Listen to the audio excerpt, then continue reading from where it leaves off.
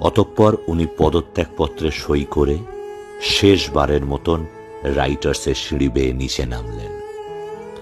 কারোর সাথে কোনো কথা না বলে গেটে দাঁড়িয়ে থাকা সাদা অ্যাম্বাসেডারে চেপে বেরিয়ে গেলেন রাইটার্স থেকে শেষবারের মতন।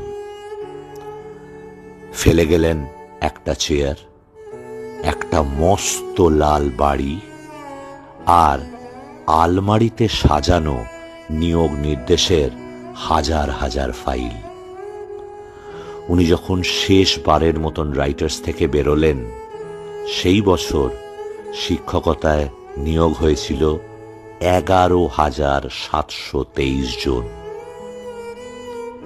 হ্যাঁ, এখন 2024, 13 বছর অতিক্রান্ত। কাউকে আজও চাকরি হারাতে হয়নি।